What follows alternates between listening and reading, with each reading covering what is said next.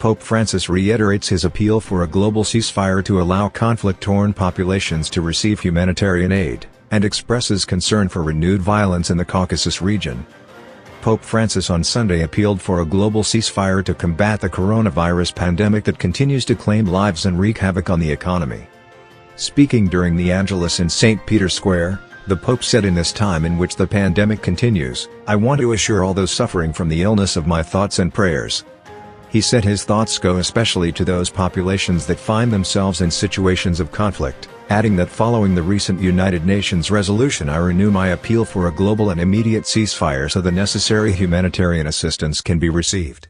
Pope Francis names Dr. Giovanni Battista Doglietto as the new director of the Vatican's healthcare services, the Fondo Assistenza Sanitaria, FAS. The Holy Father on Saturday appointed Dr. Giovanni Battista Doglietto as the new director of the Vatican healthcare services. Dr. Doglietto takes over the role from Dr. Stefano Loretti. What is the FAS? The Health Care Fund of the Holy See, or Fondo Assistenza Sanitaria, FAS, provides health services to employees of the Holy See, the Roman Curia, and the Governorate of the Vatican City-State.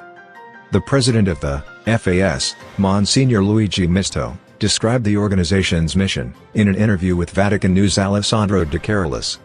"I prefer to recall an image used by Pope Francis, affirming that sickness is an existential periphery, where everyone passes sooner or later, directly or through someone dear to them," he said. FAS, while paying attention to economic sustainability, must absolutely keep the person who is ill at the center of our work, making him or her feel all the care and tenderness they require. Pope Francis sends a telegram of condolences to the brother of Polish Cardinal Zenon Grokolewski. Pope Francis expressed his sorrow and offered his condolences following the death, on Friday morning, of Polish Cardinal Zenon Grokolewski at the age of 80.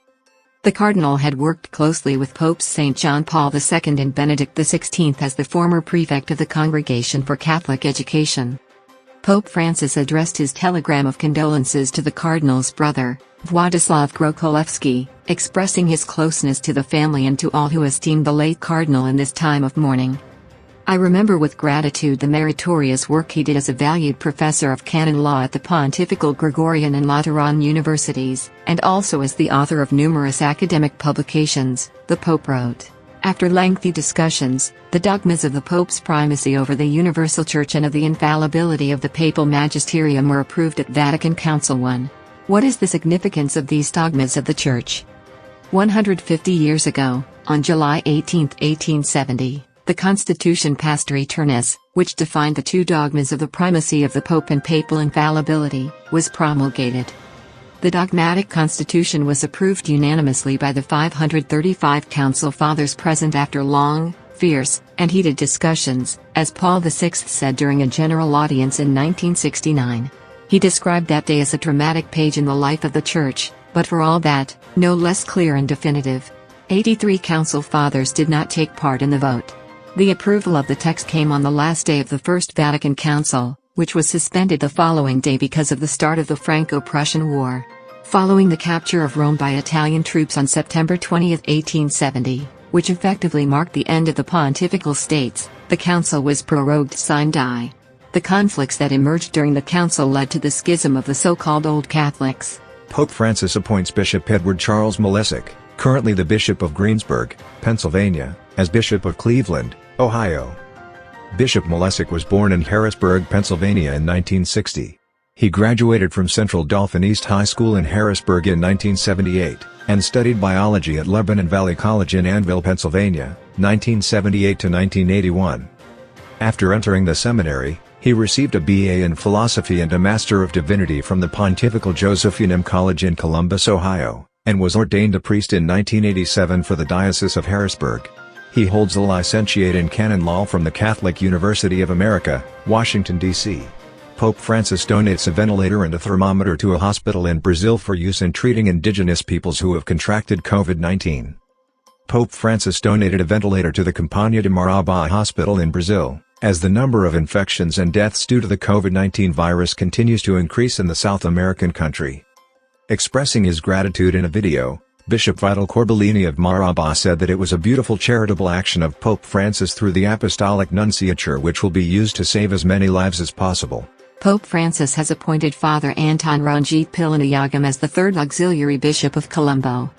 Pope Francis on Monday appointed a new auxiliary bishop in the Archdiocese of Colombo, the capital of Sri Lanka. Father Anton Ranjit Pihl, a priest of the Archdiocese, is the third auxiliary bishop of the Metropolitan Archdiocese. The 53-year-old priest has been appointed the third auxiliary bishop of the Archdiocese, which is headed by Cardinal Malcolm Ranjit.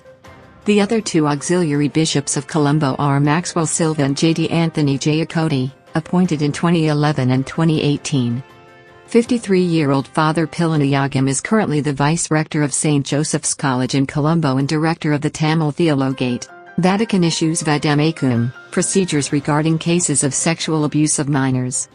The Congregation for the Doctrine of the Faith, CDF, publishes an instruction manual, a step-by-step guide to help ascertain the truth in cases of minors who have suffered abuse on the part of a member of the clergy. By Isabella Pirro. Substantially, the Vademecum provides precise responses to what can be called the most frequently asked questions. It is an instruction manual which, in a bit more than 30 pages and 9 chapters, responds to the main questions to several procedural steps regarding how cases of the sexual abuse of minors committed by members of the clergy should be handled. It is not, however, a normative text. Nor does it introduce new legislation on the subject. Rather, it is a tool designed to help ordinaries and legal professionals who need to apply canonical norms to actual cases regarding the delicta gravura, more serious delict or crime. The Vademecum says such crimes referred to as delicta gravura constitute for the whole Church a profound and painful wound that cries out for healing. 3 weeks of common prayer for the many challenges that the Asian country is facing. With the help of Mary, writes Archbishop Villegas, we will never be helpless. Archbishop Socrates Villegas of Lingayen Dagupan, in the Philippines, has called for 21 days of prayer, which will be dedicated to the national healing of the country, overwhelmed by many challenges, including that of the coronavirus pandemic. It will run from Thursday, July 16th, Feast of Our Lady of Mount Carmel, to Wednesday, August 5th, the dedication of the Basilica of St. Mary Major. In a letter to the parish priests of the Archdiocese, according to the website of the Philippine Episcopal Conference, Archbishop Villegas stresses the sense of helplessness and discouragement that hovers over the country and highlights how the health emergency and socio-political turmoil render us not knowing what to do, how to serve as spiritual leaders and how to be disciples with the disciples of the Lord in crisis. Hence, the invocation to the Virgin Mary, because if we cling to her, underlines the Archbishop, we are never helpless. Chilean bishops, find hope and comfort in Our Lady. Ahead of the Feast of Our Lady of Mount Carmel, July 16th, the bishops of Chile issue a message encouraging the faithful to be close to the most needy in these difficult times. They say that even if it is not possible to visit Marian shrines due to the pandemic, it will still be possible to celebrate this feast remotely, accompanying those who suffer. With you, Our Lady of Mount Carmel, together on this journey, today we entrust to you what we are, what we have and what we live. Those are the words contained in a message from the Standing Committee of the Chilean Bishops' Conference, on the occasion of the Feast of Our Lady of Mount Carmel. The feast of July 16th, they say, is a sign of the gratitude of a people who entrust themselves to the protection of the Blessed Virgin Mary, Our Lady of Carmel, Mother and Queen of Chile, comfort of the afflicted. From the beginning, the bishops underline, the country has been entrusted to the Carmelite or the Chinita. This year especially, as the country experiences the effects of the COVID-19 pandemic, they say that people can find hope and comfort in her. Thanks for watching and supporting our channel. Please do subscribe to our channel and share it with others, to get more of latest Catholic news from around the world. And do remember to pray the Holy Rosary every day, to bring peace in the world as requested by Our Lady of Fatima. To support our channel, please, do subscribe and share it with all your friends and family members. Thank you.